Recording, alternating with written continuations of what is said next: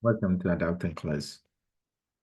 The NCLEX is now focusing on select or apply.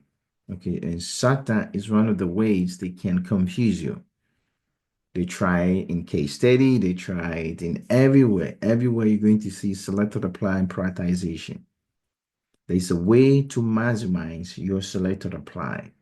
You already know the new generation is different. So I'm going to show you ways to maximize your content to be able to answer questions and select and apply and get all the points you need. First of all, start the question from the back. Find out what the case, what is being asked, and then read the question again to find your case.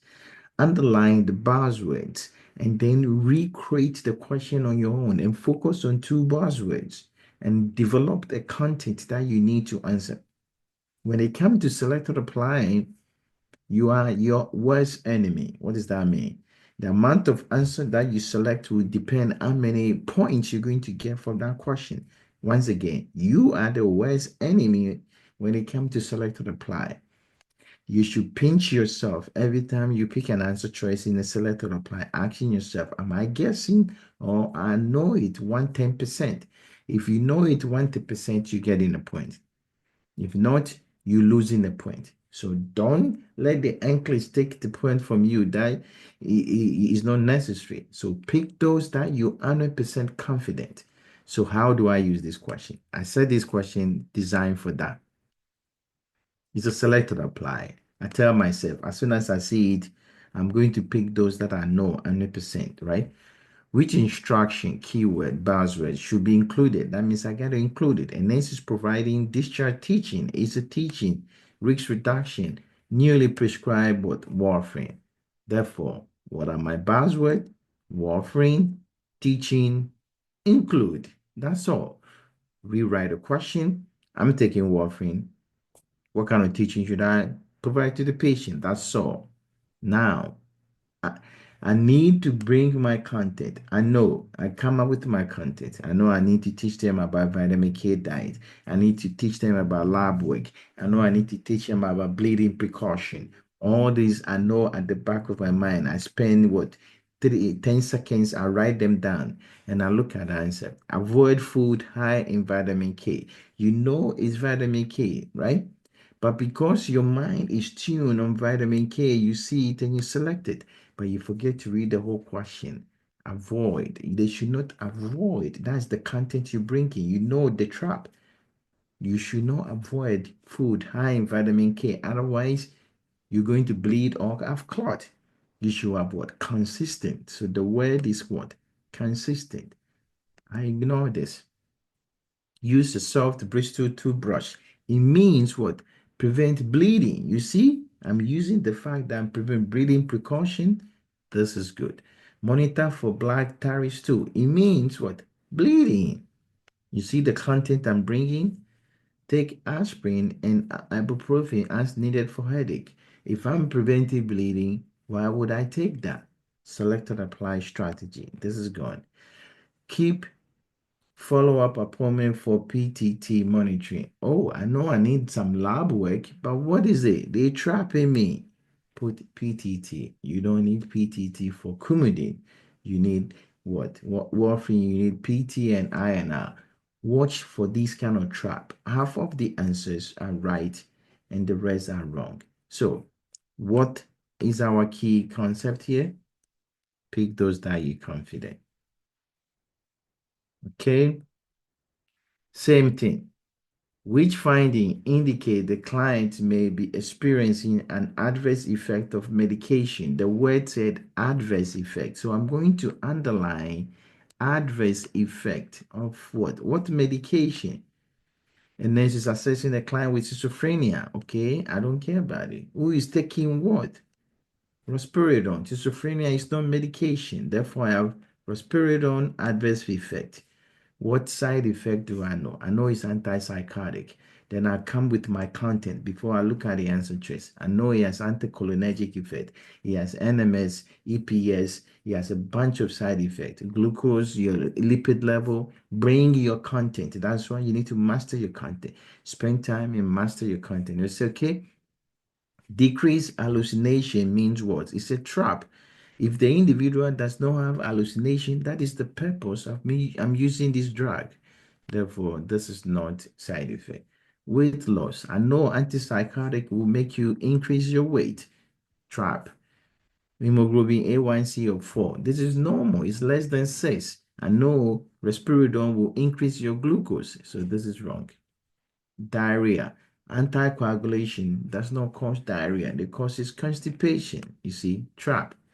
Increased urination. Anticoagulation causes urinary retention. Trap. Tremor and muscle rigidity. Oh, I know this may be NMS, right?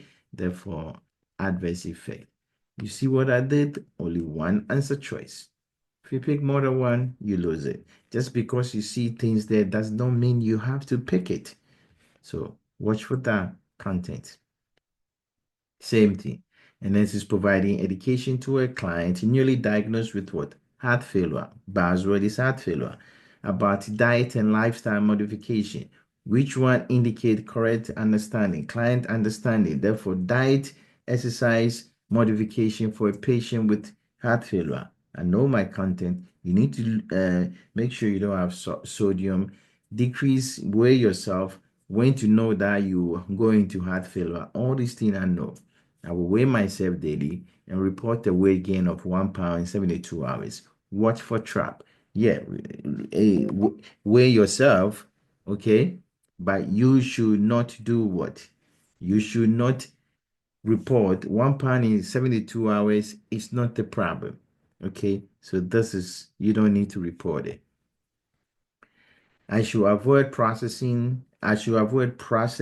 and canned food high in sodium. Well, that is good. I will drink at least 2 liters of water per day to stay hydrated. That's good. I should take my diuretic in the evening. You should not take your diuretic in the evening. You should take it in the morning, because then you have to wake up multiple times and go to the bathroom. I should try to incorporate more potassium food if I'm taking what? Spironolactone. Spironolactone is potassium sparing, therefore you should avoid potassium. So those are the key aspects you have to know. And you can see it's a content-based question, and that's what the NCLEX will do to you. So watch for that trap. Next question. A nurse is assessing a client experiencing opiate withdrawal. Buzzword, opiate withdrawal. Which findings are consistent with opioid withdrawal? You see, NCLEX questions are supposed to be short. If you see NCLEX question that is 5, 6 lines, it's not NCLEX question unless it's a case study, right? Opioid withdrawal, right? Consistent with that, right? That means bring your content. Opioid withdrawal. I know opioid is what? Is a downer. It's going to bring my symptoms down. If I'm withdrawing, I'm looking for signs and symptoms going up. You see, I never even look at the answer choice. I'm just coming up with my content. I don't have to memorize the symptoms, but I know I'm looking for upper going symptoms. Diaphoretic and yawning. It looked like I'm going up. Bradycardia, hypertension, I'm going down. That's not what I'm looking for. It's opiate, withdrawal. Muscle ache, abdominal cramp, I'm going up. Your people are dilated, I'm going up. I have nausea, vomiting, diarrhea, I'm going up. Do that, and trust me, you're going to ace these selected apply question. You just have to come up with your content, and you will be able to approach it. Same thing. Which action should the nurse take to prevent complication? Take action to prevent it. A nurse is caring for a client. He has total hip replacement. Buzzword, total hip replacement, preventing complication. What is the problem? When you have total hip replacement, we got to keep the legs apart. Key fact. Prevent anything from dislocation. Burning certain way, crossing your leg, everything is based on that. Therefore, keep the leg in a deducted position. Putting the leg together is wrong. Use an abducted pillow when the client is supine. This put the leg far apart. So this is good.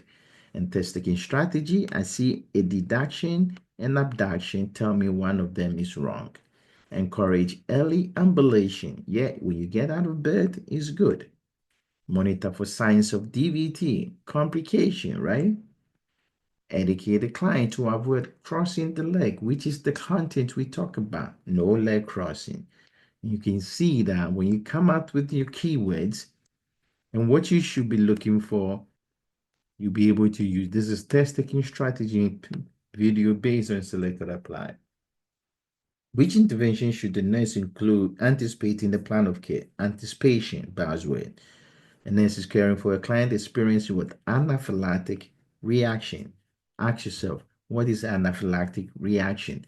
You're exposed to certain allergy and you have anaphylactic reactions associated with it, but you show some airway problems. So most of the things we got to prevent airway compromise. And what would it lead to? Shock. That's all. Therefore, epinephrine anaphylactic will prevent airway compromise. The beauty me, I'm pump your heart.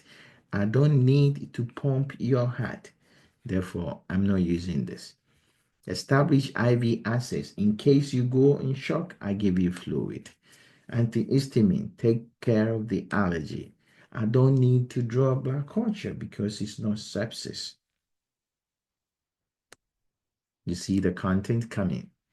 A nurse is caring for a client in active labor, which assessment finding indicate the need for immediate intervention. Buzzword, active labor. What is the next thing? Immediate intervention. I'm in labor.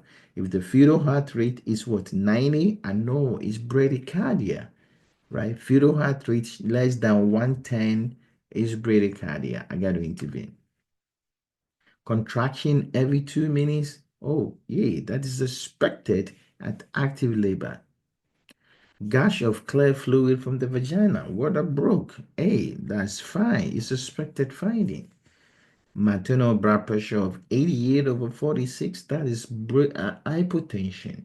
If mother is hypotensive, it affects the placenta. You have placenta insufficiency. Baby will have bradycardia. I need to intervene. Complete cervical dilation and edge to push. I expect that at the completion of the active phase. Therefore, content based, this is all correct. Which finding would support the diagnosis? Client as what?